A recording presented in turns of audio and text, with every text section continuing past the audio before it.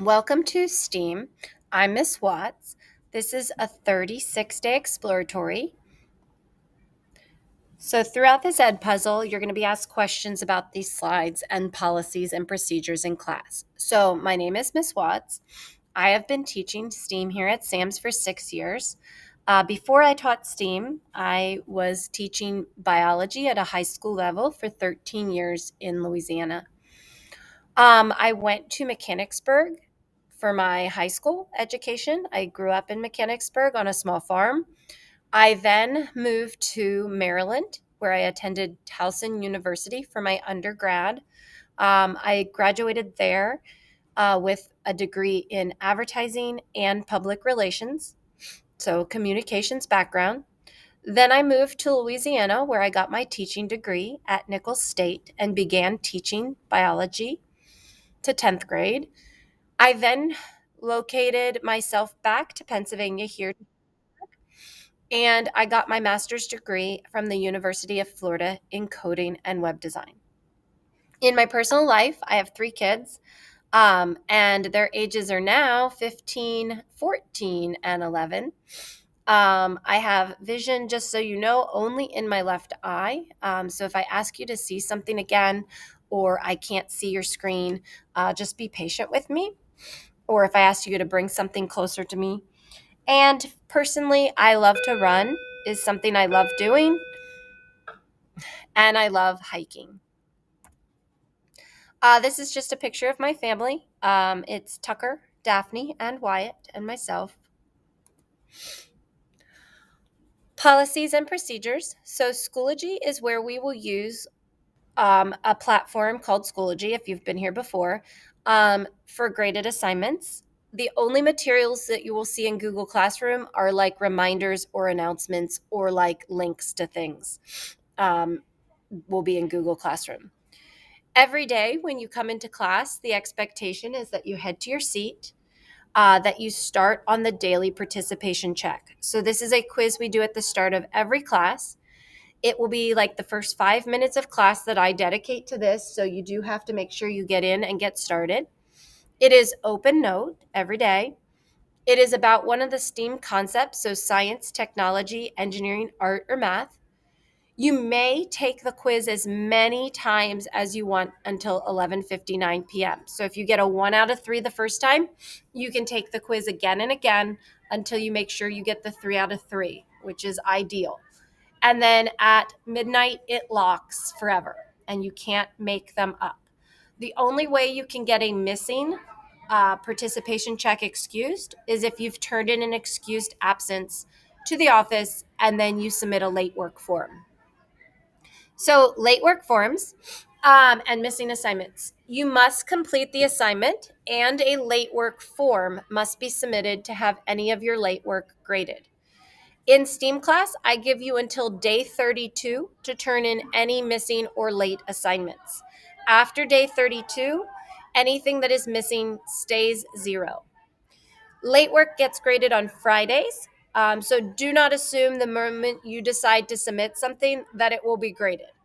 Only double check like after Friday. So on the Monday, if you've turned in a late work form, go ahead and check. And if it's still missing, that's when you should have a conversation with Miss Watts.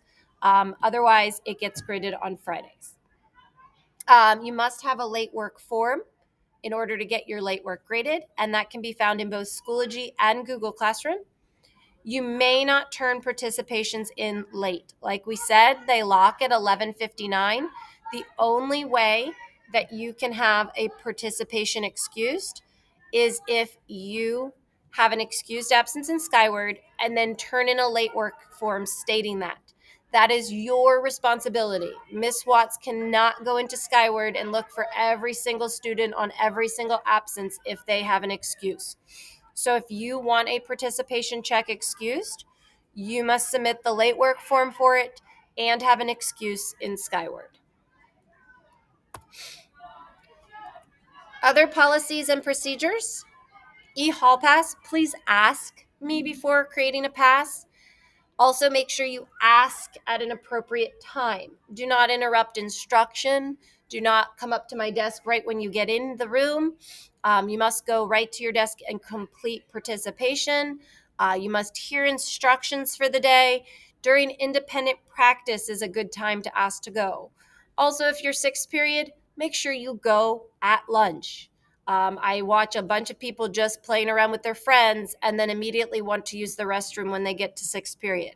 Make sure you go at the times that are available, such as lunch. Grades and work, make sure you stay on top of due dates. This class does move very fast. There is a lot of work.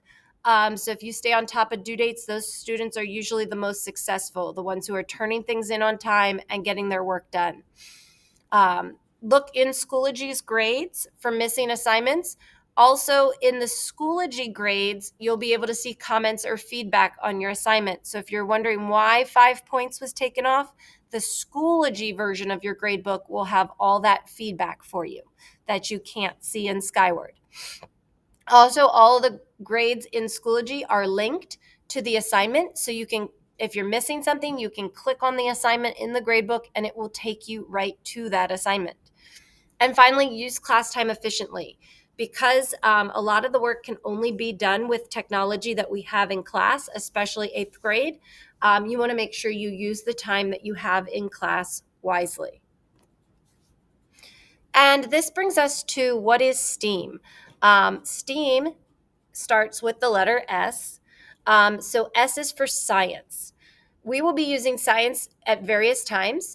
We use the scientific method to solve problems, and we create during STEAM challenges.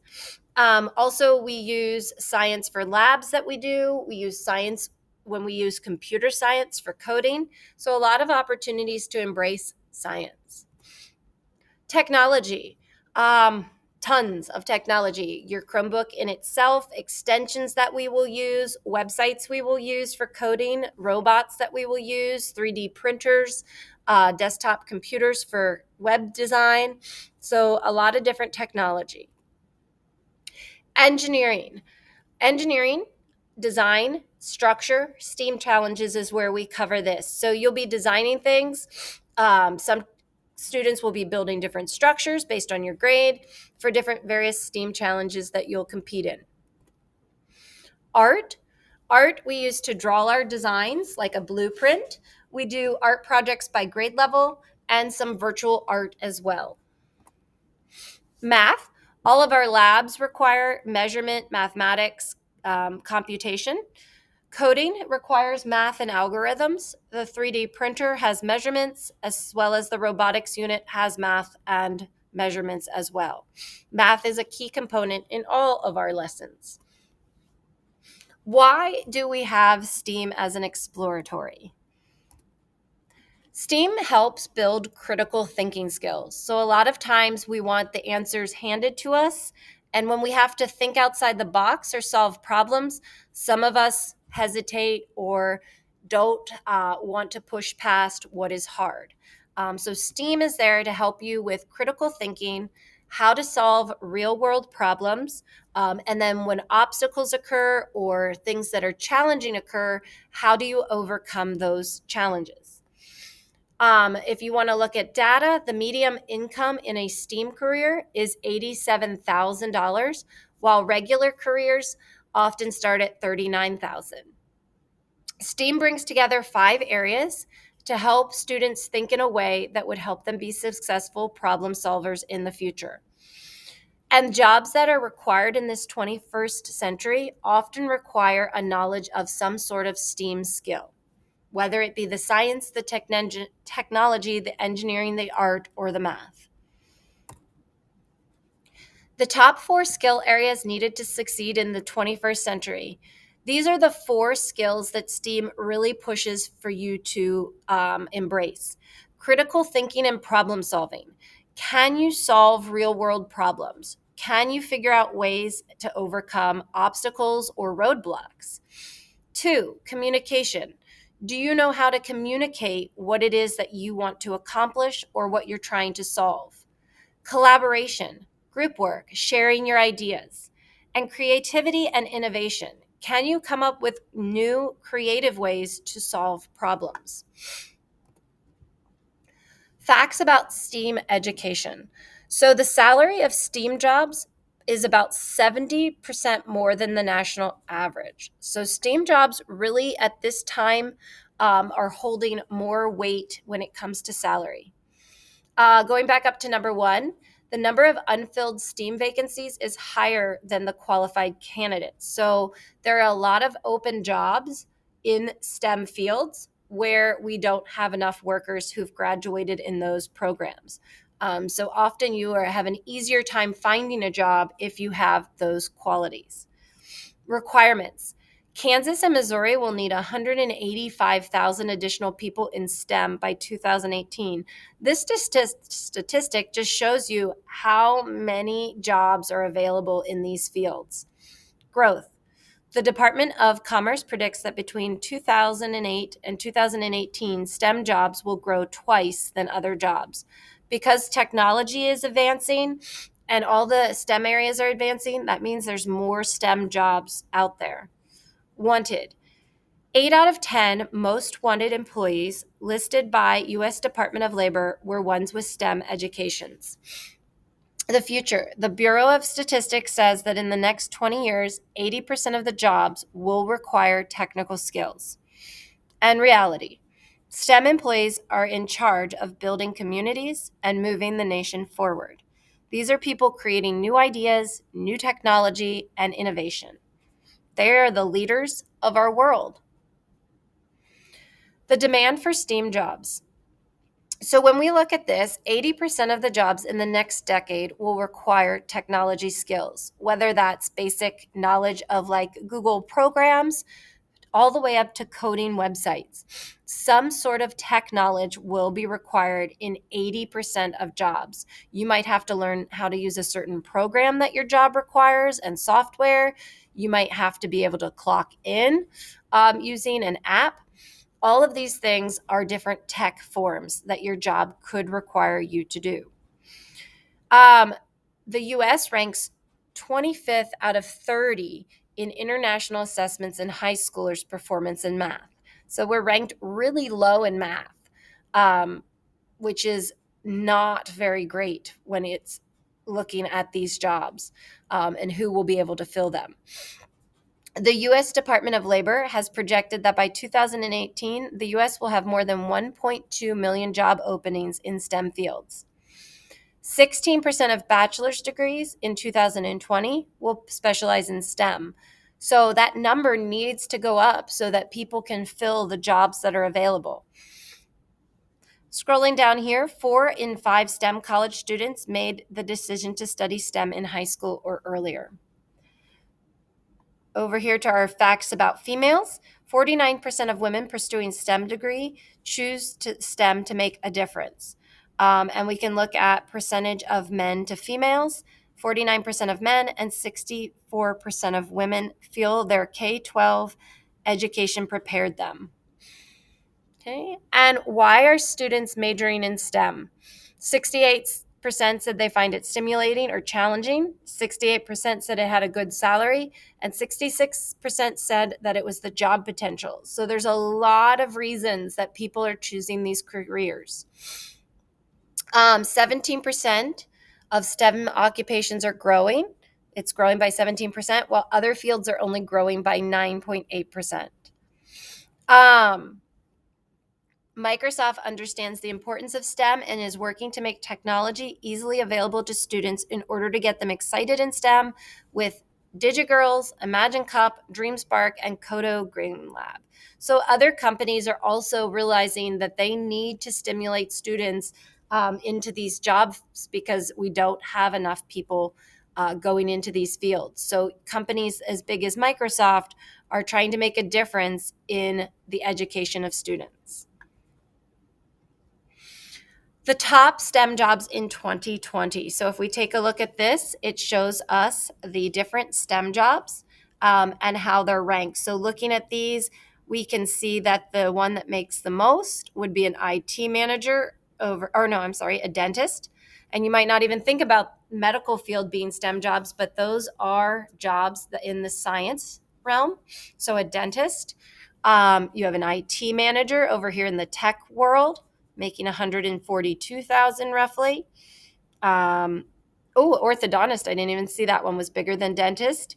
That one is 208,000. Everyone needs those expensive braces. Software developer, that's again in the tech. Statistician is a math field as well as mathematician. All of those require math backgrounds. Operations research, that would be a math background. Engineering, all of your engineering fields would fall into this realm as well. STEM jobs. There will be an article we're going to click on. Okay. And this article will show us some of the STEM jobs that you can have and what they make. So operations research, you saw. Psychiatrist, you might not even know that that falls into STEM. All of your medical careers, you might not even realize. A pilot, because of the engineering background. Cartographer, which makes maps. Financial advisor, investing and math. Mechanical engineer, somebody who makes prosthetics. So somebody, if you have a leg amputated, prosthesist, uses a lot of 3D printing. Physical therapist would be another job. So these are just some of the jobs that you might not even know exist in the STEM realm. Okay, so back to our slides. And finally, this is showing the U.S. cities with the most STEM jobs. So you can take a look at where these jobs are and see if any of those places would interest you.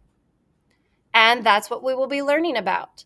And this is a final slide to show you just some of the things we do by grade level. And stay organized, use class time wisely, and when you don't know, ask for help. Don't wait, just ask. Thank you.